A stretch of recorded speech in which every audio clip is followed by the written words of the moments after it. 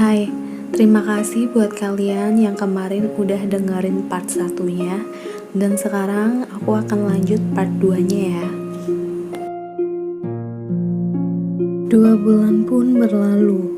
Aku kembali ke Banjarmasin bukan karena hikmah, tapi karena tanggung jawab pekerjaanku. Setelah 4 bulan kepulanganku dari Palangka, Lize datang ke rumahku dan bertemu dengan keluarga serta istriku. Dia datang sebagai istri keduaku yang tidak hanya sendiri, tapi dengan jabang bayi yang ada di rahimnya hasil buah cinta kami. Lize sempat pingsan 2 kali saat aku mengakui kebohonganku bahwa Ikma adalah istri pertamaku. Aku membopong tubuhnya yang tidak sadarkan diri ke kamar. Saat aku dihakimi oleh keluargaku dan istri keduaku, kulihat Ikmalah yang paling tegar. Tidak ada setitik air mata mengalir di wajah sendunya. Malahan, dia sibuk menenangkan ibuku yang tidak henti menangis dan memakiku. Padahal aku tahu, pasti dialah orang yang paling terluka hatinya kala itu. Kemudian, aku menyodorkan segelas air putih untuk meminumkannya kepada Lize yang mulai sadar. Ku genggam erat tangan Lize sambil memeluk erat tubuhnya. Aku tahu Lize akan marah besar padaku saat ia tersadar nanti, karena aku telah membohonginya selama ini. Aku sama sekali tidak memperdulikan Ikma yang memandangiku di balik pintu kamar dengan air mata yang mengenang di sudut matanya dari wajahnya yang nampak kelam dan suram. Dan setelah Lize sadar, dia menangis di pelukanku sekaligus memukul-mukul dadaku. Dalam pelukanku, ku tenangkan dia agar berhenti menangis. Ku suapi dia agar mau makan, ku bujuk dia untuk bisa memaafkanku. Dan ku ceritakan semua yang terjadi dengan sebenar-benarnya, bahwa pernikahanku dengan Ikma bukanlah keinginanku. Lize, dia menerima kenyataan itu pastinya juga dengan hati yang sangat terluka. Malam itu, aku tidur dengan Lize, sementara aku tidak tahu Ikma tidur di kamar yang mana. Yang aku tahu, dia tidak mau ku kembalikan pada orang tuanya. Hidup satu atap dengan 2 wanita bukanlah hal yang mudah, apalagi ada orang tuaku yang selalu menyertai di dalamnya. Kesukaran demi kesukaran terjadi. Orang tuaku yang menentang cintaku, terutama ibu yang selalu menyalahkan Lize sebagai perebut suami orang. Dan konyolnya, ibu percaya kalau aku telah terkena guna-guna. Gadis keturunan suku Dayak asli sehingga aku tidak pernah bisa melepaskannya. Lize diperlakukan orang tuaku dengan tidak adil, seperti apa yang aku lakukan kepada Ikma. Begitu juga yang dilakukan orang tuaku kepada Lize. Aku kemudian mengancam ibuku akan keluar dari rumah jika tidak menghormati Lize sebagai istriku. Tentunya ibu tidak akan rela jika aku meninggalkannya, karena aku adalah anak satu-satunya. Tetapi ibu juga membuat hatiku risau. Ibu mengancamku tidak akan memaafkanku jika aku tidak membagi cintaku dengan adil kepada 2 istri yang keduanya masih sah sebagai istriku. Terutama istri pertamaku yang selama ini kusia-siakan. Ini hal yang tersulit yang harus kuhadapi. Tidak ada wanita yang ingin digilir cintanya, apalagi dengan keadaan Lize yang sedang hamil muda. Malam keempat pun tiba. Kini giliran aku seranjang dengan Ikma. Tetapi aku tidak bisa tidur karena bayanganku selalu pada Lize yang berbaring di kamar sebelah. Mungkin dia sedang menangis atau kedinginan karena tidak ada aku di sampingnya, membelai rambutnya dan mencium keningnya sebelum tidur. Hal yang tidak bisa pernah kulakukan pada Ikma. Aku juga tidak tahu wanita mana yang paling terluka hatinya. Di antara 2 wanita ini, hanya satu cinta yang aku punya. Tentunya untuk Lize. Entah kapankah aku akan bisa menjadi suami yang adil. Aku rela kau madu dan membagi cintaku, asal jangan kau ceraikan aku. Ikma memohon di hadapanku dengan air mata yang tidak dibuat-buat. Aku hanya tertegun mendengar kata-kata itu. Rasanya hatiku hampa sekali. Tidak ada jawaban dariku, karena aku memang tidak ingin menjawabnya. Dan untuk sekian kalinya, ku torehkan luka di dadanya dengan caraku yang tidak pernah lembut memperlakukannya. Bahkan, aku lebih sering tidur dengan Lize daripada dengan Ikma, jika tidak ada orang tuaku di rumah. Pada malam selanjutnya yang dulunya tidak pernah kuhendaki terjadi juga. Karena saat itu orang tuaku ada di rumah. Aku pun harus bersikap lembut pada Ikma. Harusnya aku hanya tidur dengan Ikma malam itu. Tapi karena Liza mengatakan ia sedang tidak enak badan, dia pun meminta untuk tidur bertiga di dalam kamar Ikma. Aku pun tak dapat menolak. Kulihat Ikma memalingkan tubuhnya. Setelah aku mengacup kening Liza di hadapannya, aku baru bisa tertidur setelah Liza ada di sebelah kiriku sambil menenangkanku. Dan seperti biasa, setiap lewat dari jam 1 malam menuju dini hari, Ikma sholat tahajud. Entah doa apa yang dia minta kepada Allah, sampai air matanya jatuh menetes di pipi. Ku dengar dengan samar-samar, dia menginginkan agar aku bisa mencintainya dan memberi kasih yang sama seperti orang ketiga yang hadir dalam cinta kami. Wanita yang telah kusakiti untuk kesekian kali, malam itu bagai terlahir seperti bidadari surga. Walau aku mulai tidak mengerti dengan perasaanku, entah dari mana datangnya, hatiku mulai tersentuh dengan cintanya.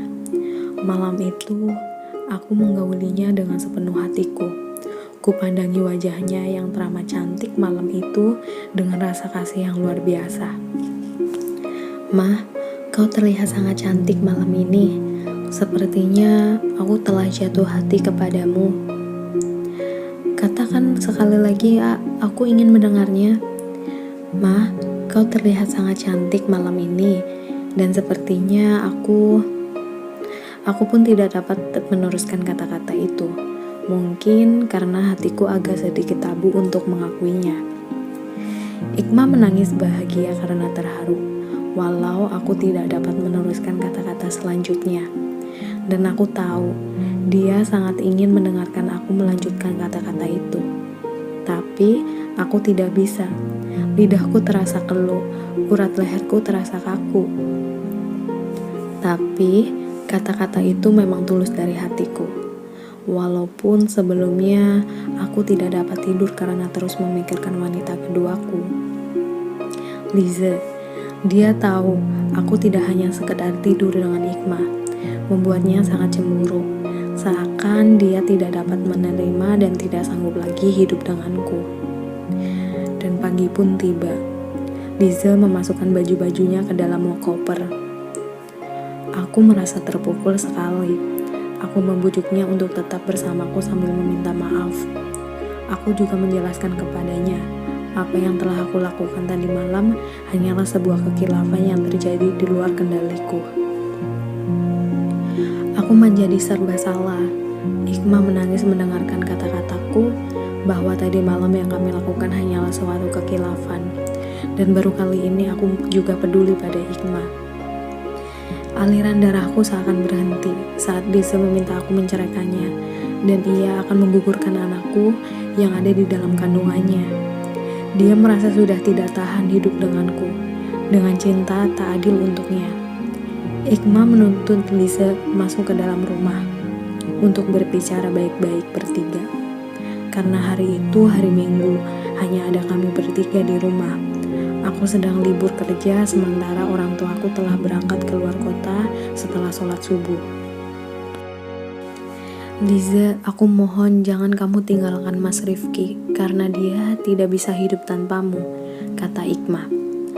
"Mungkin kau bisa tegar menghadapi semua ini, tapi aku tidak. Kau telah merebut dia dariku. Aku sangat membencimu, Ikma. Kamu juga, Rifki. Mengapa harus ada anak ini di rahimku, sementara kau sakiti aku dengan cintamu? Kata Lize sambil menangis dengan emosi yang membara. Aku tidak pernah merebut Mas Rifki darimu. Aku menikah dengan Mas Rifki karena perjodohan yang tidak pernah ku tentang. Jika aku tahu dia milikmu, pastinya aku tidak akan menerima perjodohan itu. Dia adalah lelaki pertama di hidupku yang membuatku terikat dalam tali pernikahan. Aku pikir dengan adanya ikatan pernikahan akan ada kehidupan cinta di dalamnya. Tapi sampai kini aku tidak pernah menemui semua itu. Mata Ikma berkaca-kaca walau kelihatan nampak tegar. Mengapa kau tidak minta cerai darinya, Ikma? Bukankah kamu tak pernah bahagia selama hidup dengannya? Kamu adalah racun yang mematikan dalam cinta kami. Demi Allah, Lize, perceraian adalah sesuatu yang dibenci Allah, walaupun diperbolehkan. Mas Rifki adalah jodoh yang diberikan Allah yang ternyata bukan hanya untukku, tetapi juga untukmu. Untuk kujaga dan kuhormati pangkatnya dalam istana hatiku, yang selalu aku terima setiap perlakuan apapun darinya dengan ikhlas. Aku belajar mencintainya, seperti Tuhan mencintaiku. Aku tidak pernah merasa tersakiti dalam keadaan apapun selama aku bersamanya. Mungkin aku yang belum beruntung dalam menjalani kehidupan cintaku. Kau beruntung telah mendapatkan cinta yang besar darinya dan mendapatkan keturunan darinya. Aku turut bahagia dengan semua itu. Mengapa kau bisa setegar ini, Ikma? Maafkan aku, baru kusadari akulah yang menjadi duri dalam daging untuk kehidupan cintamu. Aku akan pergi dari kehidupan kalian. Tidak, Lise, kau akan tetap di sini bersama aku dan Mas Rifki. Ya kan, Mas? Aku hanya bisa mengangguk, tidak percaya ada wanita setegar Ikma di dunia ini. Mungkin dia adalah bidadari yang benar adanya, dan hatinya serupa dengan malaikat yang tidak bersayap. 9 bulan berlalu. Saat jam bekerja, Ikma menelponku mengabarkan kado bahagia yang membuat hatiku bersuka cita. Akhirnya, Lize melahirkan seorang putri yang cantik jelita. Itu artinya aku telah menjadi seorang ayah. Kupandangi wajah istriku yang masih lemas di dalam kamar bersalin. Segera aku datangi Lize dan mencium keningnya. Aku meminta Ikma dan Lize tetap menjadi istri yang rukun dan ibu yang baik buat anak-anakku nantinya. Dan Ikma pun dengan perasaan suka menyetujuinya. Lize juga senang mendengarkan kabar kehamilan Ikma yang ternyata sudah memasuki bulan kedua. Saat perjalanan pulang ke rumah bersama keluargaku, kulihat senyuman itu manis sekali tengah memangku putri kecilku. Wajah Ikma terlihat sangat cantik dan tidak bosan-bosan aku memandangnya. Cinta kurasakan hari itu teramat besar padanya. Walau bukan terlambat untuk mencintainya, tetapi setidaknya aku sempat memberi cintaku padanya melebihi cinta yang kurasakan pada Lize sebelumnya. Lize tersenyum ke arahku dengan tatapan bahagia. Bahagia karena telah menjadi seorang ibu dan bisa menerima kemelut cinta yang telah kami hadapi bersama. Tapi tidak pernah kusangka senyuman itu menjadi detik terakhir untuk kunikmati di hari bahagia dan keindahannya. Tuhan telah memberikan jalan lain untukku. Dia mengambil semua keindahan cinta di saat aku baru mengecap kisah kasih yang sempurna. Sebuah mobil datang dari arah pertigaan kota, lalu bertabrakan dengan mobil yang kukendarai. Kecelakaan maut itu telah merenggut nyawa istriku yang pertama. Sebelum menghembuskan nafas terakhir, dia mengucapkan 2 kalimat syahadat dengan fasihnya dan sempat berpesan kepadaku. Arifki, kamu telah menjadi ayah. Anak Lize adalah anakku juga. Jagalah anak kita dan sahabatku Lize. Jangan pernah kau sakiti hatinya, dan cintailah dia dengan cinta yang seutuhnya. Aku titip mereka kepadamu. Iya, Ma. Air mataku mengalir sambil merangkul tubuhnya. Kupeluk dan kuciumi wajahnya yang bersimbah darah di kepala. Jangan tinggalkan aku, Ma. Kau wanita yang kuat. Kau akan bisa bertahan, Ma. Teriakku dengan air mata yang membanjir. Tuhan, kiranya berkehendak lain. Jodoh, kehidupan, dan kematian Tuhanlah pemilik dan pengaturnya. Sampai di penghujung nafasnya, dia mengucapkan kalimat syahadat dengan begitu fasihnya. Rohnya melayang, pergi meninggalkan jasadnya. Hikmah pun tiada. Penyesalanku memang tidak berguna, tapi setidaknya aku sempat memberikan cinta yang besar padanya kurang lebih 1 tahun sebelum kepergiannya. Dengan cinta yang tidak dapat kutebus untuk seumur hidupku. Karena setelah kepergiannya, aku tidak pernah bisa berhenti untuk mencintainya. Dia memberiku kehidupan sebagai jantung kedua di hidupku. Mungkin jika saat itu orang tuaku tidak menjodohkan aku dengan wanita sedegar dia, aku tidak akan bisa bersama kembali dengan orang yang juga sangat kucintai, Lise. Jika Lise adalah cinta pertamaku, maka Hikmah telah menjadi cinta terakhirku. Jika Lise adalah cinta matiku, maka Hikmah telah sebagai cinta yang hidup dalam jiwaku. Jika Lise adalah cinta suciku, maka Hikmah adalah cinta sejati di hidupku. Dan aku menunggu hari-hari indah ini, mengharapkan satu saat nanti aku bertemu dengan anak dan istriku berkumpul kembali di surga yang abadi. Maafkan aku, Hikmah, yang tak sempat memberimu cinta dari separuh usiaku yang tertinggal. Semoga kau diterima di sisinya dan mendapatkan kehidupan yang abadi yang dikelilingi malaikat-malaikat putih yang menghias tidur panjangmu dengan taman kehidupan wangi surgawi yang tidak pernah pudar. Kusimpan cintamu dalam kasih yang abadi di dalam kenanganku. Pertemuan yang kurindukan itu akan ada setelah aku menyusulmu. Aku menunggu jantung keduaku untuk bisa segera bersamamu. Kita akan bertemu di sana bersama anak-anak kita. Di sini kami selalu berdoa kebaikan untukmu dan selalu merindukanmu. Tidurlah yang damai dan bersimpullah di hadipan Tuhan yang selalu kau banggakan keagungannya. Semoga kau telah ditempatkan di surga Firdausnya. Amin.